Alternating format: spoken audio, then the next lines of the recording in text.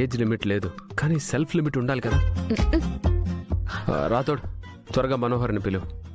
Time అవుతుంది, Partha wait చేస్తున్నాడు. Okay sir.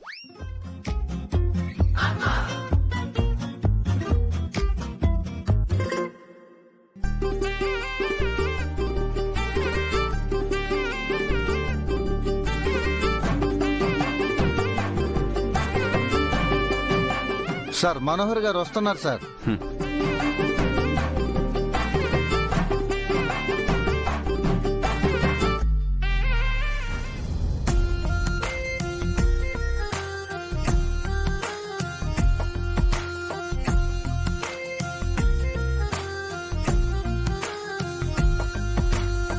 నీలి రంగు చీరలోన సందమామ నీవే జాణ ఎట్ట నిన్ను అందుకోనే ఏడు రంగులున్న నడుము బొంగరంలా తిప్పేదాన నిన్ను ఎట్టా అదుముకోనే.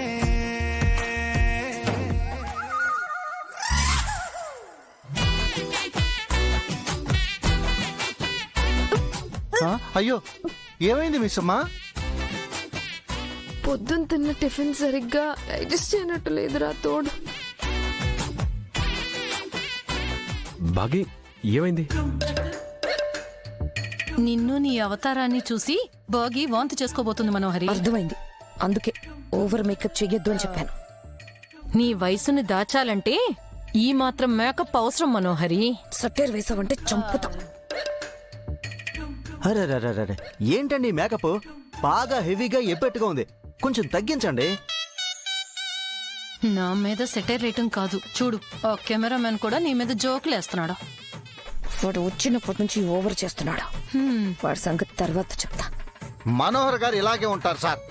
అయినా మా పార్థ సార్కి లేని ప్రాబ్లం నీకేంటి? మీరు ఫోటోలు తీయండి. రేయ్, అర్థమైంది కదా, వాళ్ళు ఎలా ఉంటే మనకెందుకు, మన పనేంటి ఫోటోలు తీయటం.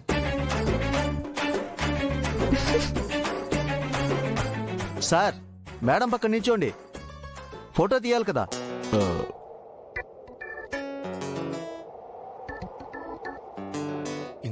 అయ్యో వెళ్ళండి పార్థు గారు, మనోహర్తో కలిసి ఒక మంచి పోజ్ ఇవ్వండి. మనోహరి వెళ్ళు.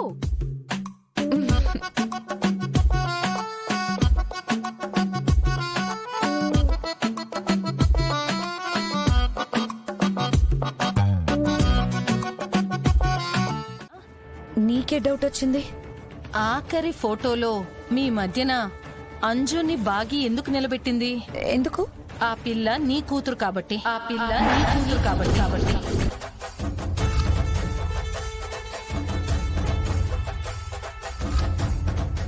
ఏమంటున్నావు? అక్కడ ఆనందు, ఆకాశు, బుజ్జమ్మ కూడా అక్కడే ఉంది. వాళ్ళెవ్వర్నీ కాదని అంజుని మాత్రమే నీ పక్కన నిలబెట్టింది అంటే నీకింకా అర్థం కాలేదా?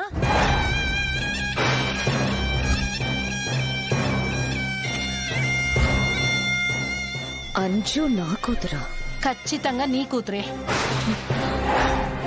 అందుకే బాగి ఆ పిల్లని నీ పక్కన నిల్చోపెట్టి ఫోటో తీయించింది. బాగా ఆలోచించు మనోహరి, ఆ అంజు అచ్చం నీలాగే ప్రవర్తిస్తుంది. ఆ పిల్లకన్నీ నీ బుద్ధులే.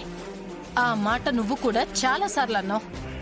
అంతేకాదు, అంజు నీ కూతురే అన్న అనుమానంతో రణవీర్ కూడా ఆ పిల్లకి రక్త పరీక్షలవి చేయించాడు, గుర్తుందా?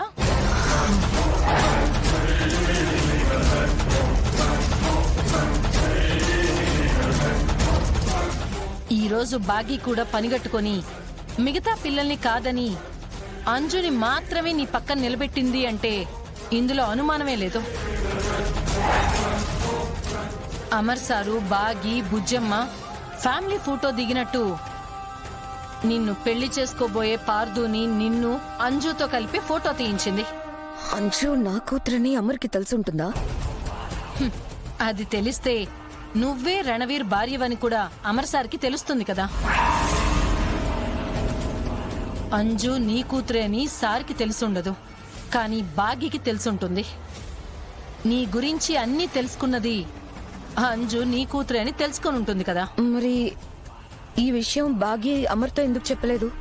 నీ గురించి అమర్ సారికి బాగి ఎందుకు చెప్పలేదో అలాగే అంజు సంగతి కూడా చెప్పలేదు.